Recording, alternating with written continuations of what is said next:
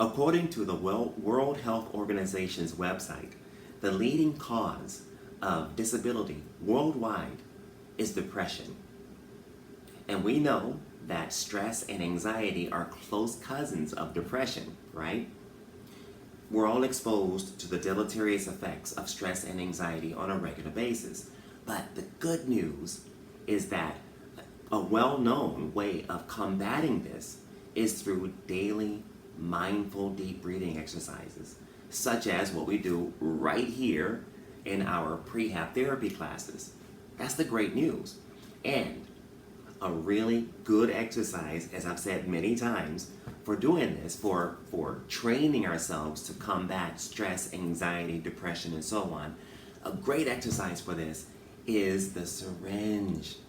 So we're going to do that again today to work on the syringe. Now, I want you to keep in mind, of course, that one of the big reasons, one of the big ideas behind the syringe is that we're training our brains to be able to let go. That's why we focus on the exhale. The exhale should be at least twice as long as your inhale. So inhale for 7 seconds, exhale for 14 seconds, inhale for 8, exhale for 16, and so on, right? When you inhale, it is important because you're drawing in that invisible nutrition. You're feeding every cell in your body. But when you exhale, that's when you're training your brain. Not only are you getting rid of waste, but you're training your brain to let go. The better you get at letting go, the better you get at managing stress and anxiety. That's why we train on a regular basis, training ourselves to be able to let go. That's a huge key. That's why it's so important. So we're going to start with the syringe. I also want to tell you that stress, of course, is our reaction to the pressures of life. We cannot control the pressures. The pressures are like the wind. Stress, which we can control, is like our sails, knowing how to set our sails. We can't control the wind, but we can learn to set a better sail. That's what that saying is all about. When you can set your sail, which means you're good at stress management, it doesn't matter which way the wind blows, because you can always head southeast. If you want to go southeast, you set your sails appropriately, you make use of the wind, you use your jujitsu, and you learn how to redirect and go in whatever direction you want to head in. So that's what the deep breathing exercise does for us. We're training ourselves to be able to set a better sail. So we're going to start working on setting our sails again right now. Okay, I'm going to lie down right here, and we're going to do this now for a little bit longer than usual. So I want you to really enjoy this. Get into it. All right, here we go. Empty the lungs and then begin.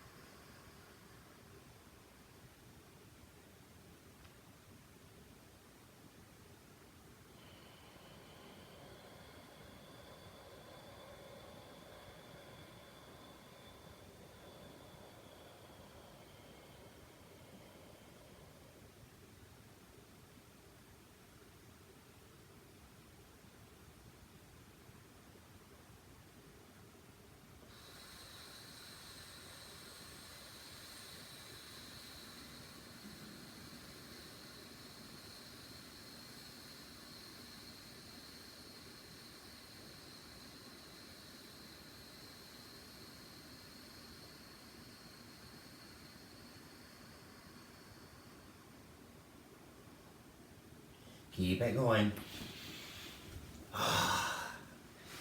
So we're gonna do it, like I said, a little bit longer, maybe a minute longer. So it's about 6 minutes total. Hope I'm not interrupting you as I'm talking, as you breathe. I want you as much as possible to stay as relaxed as you can. Just keep that breath flowing. The most important thing is you're not judging yourself. You're not judging how well you can breathe.